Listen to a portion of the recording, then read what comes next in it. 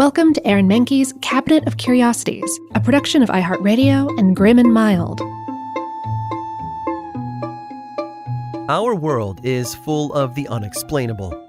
And if history is an open book, all of these amazing tales are right there on display, just waiting for us to explore.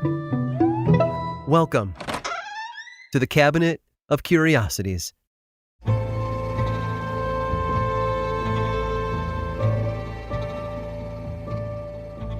From 1947 to 1991, Germany was divided into two blocks, the Soviet-run Eastern Bloc and the more capitalistic Western Bloc.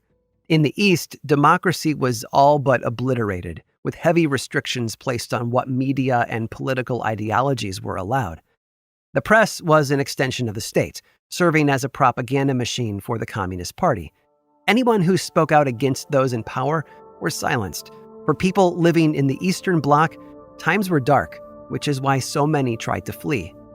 Unfortunately, the border between East and West Germany was almost impenetrable. Not only were armed guards stationed along the various walls and fences separating the two sides, but there were all manner of deterrents waiting for anyone who dared to try to climb over. Barbed wire was a common sight, as were watchtowers, where guards would keep an eye on activity and shine searchlights on anyone they thought trying to cross. 10,000 people attempted to escape the Eastern Bloc. Nearly 1,000 of them died trying. But two families tried to get out in the 1970s, and they did it in the most unique and dangerous way possible. The plan was hatched by two men, electrician Peter Strelzik and Gunter Wetzel, who worked as a bricklayer. They had talked many times over the years about how they wanted to escape the Eastern Bloc, concocting various schemes to get past the border. They were mental exercises more than true actual plans, the way two people might talk about committing the perfect crime for fun. But it wasn't until March of 1978 when true inspiration hit. Gunter's sister-in-law had moved out of East Germany in the late 50s but had come back to see family. She'd brought with her a magazine featuring an article about a yearly festival held in the southwestern United States. The celebration centered around a certain mode of transportation, and it gave the bricklayer an idea. He showed his friend the article, and the two men agreed. That was how they were getting out. Unfortunately, though they were good with their hands, the men had never built such a device before. They traveled to their town's library for more information, studying whatever books were available on the subject. They determined that they would need 3,000 square feet of fabric, an amount that would have set off alarm bells within the state. To avoid trouble, they went to a store 30 miles away and told the clerk they had started a camping club. The fabric was to make tents, and apparently that was enough. Gunter took on the duty of stitching all the fabric together, spending 2 weeks in his bedroom behind his mother's sewing machine. Meanwhile, Peter was tasked with creating a power source and something to carry everyone in. He took 2 bottles of liquid propane and connected them with hoses that fed to a nozzle of his own design. Then he welded a 5-foot square metal plate to a few support beams, which was enough to hold a family of 4. When they put their respective projects together, it was clear that Peter and Gunter had created something cool. Well, hot, actually. A hot air balloon. They tested the balloon in April of 1978, driving out to an open clearing far from the watchful eyes of the state. They tried to fill the balloon with hot air by igniting the liquid propane, but it refused to inflate. The fabric was too porous to hold the gas inside. Sealing it didn't work either. So they returned home, where they incinerated the balloon to eliminate the evidence before getting back to work on version 2.0. After testing several kinds of waterproof and non-porous fabrics, they settled on an inexpensive form of synthetic taffeta. This time they traveled to a different store and claimed that they were part of a sailing club, using the taffeta to make sails for boats. And once again, no one saw any issue with selling thousands of feet of fabric to 2 random guys off the street. 1 week later, the second balloon was ready for testing. Peter and Gunter turned to the field that night and hooked their taffeta creation to the gondola Peter had put together. Everything worked as they had hoped. The fire filled the fabric with gas, lifting the whole contraption off the ground.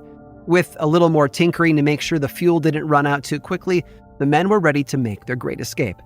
The time finally came on the night of July 3rd, 1979. Peter gathered his wife and 2 sons and set up in an abandoned field. The balloon carried them high into the air to an altitude of nearly 7,000 feet. Freedom was only a few hundred feet away.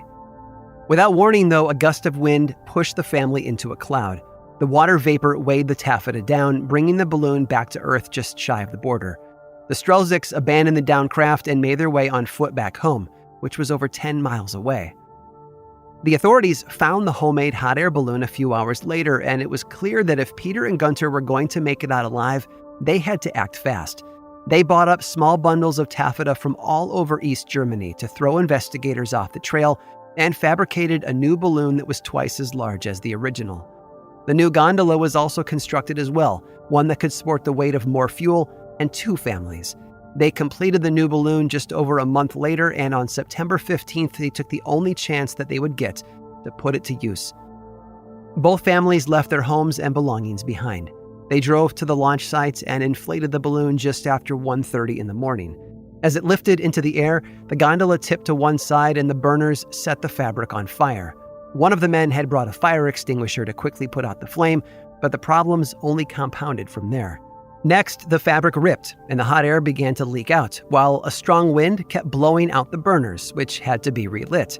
It seemed like their escape plan was destined to fail. And then, 10 minutes after takeoff, the balloon finally reached an altitude of 6,600 feet. It was cold up there, very cold, with temperatures dropping to about 17 degrees Fahrenheit. As they floated toward the border, huddling for warmth, authorities below realized something was going on and turned on spotlights to try and catch them. Gunter, refusing to give up, cranked up the heat. The balloon soared upward another 1,400 feet, well out of range of the lights. They only had enough fuel for a short trip. The balloon descended rapidly and came down hard on the ground half an hour after they'd taken off. Gunter even broke his leg on impact. By the time all was said and done, Peter and Gunter's homemade balloon had traveled a whopping 15.5 miles. Shortly after landing, a police car pulled up to the crash site and found Peter and Gunter standing in the road. One of the men asked the officers, "Are we in the West?" They were. The balloon had taken them across the border, out of the Eastern Bloc and into West Germany. After word got out about their daring escape, East Germany placed drastic limitations on how much fabric could be purchased by individuals, and anyone who wanted to buy propane had to register it first. But the Strelzyks and the Wetzels didn't have to worry about that anymore.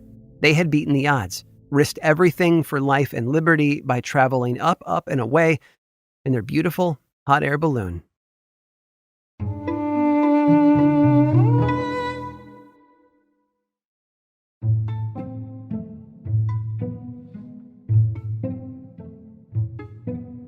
Thomas Edison is known today as a great inventor. From the light bulb to the phonograph, there's no doubt that Edison's work has made an indelible impression on the world as a whole.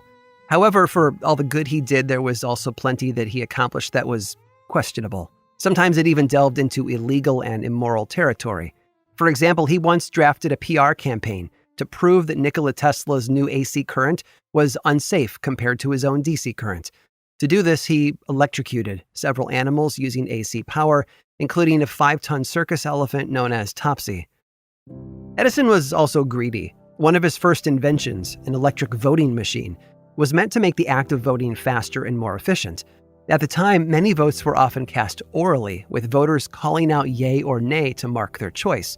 Unfortunately, no state or local government wanted to use Edison's machine because it was just too fast.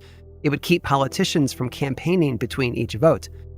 So Edison decided to use his inventing prowess for only 2 reasons.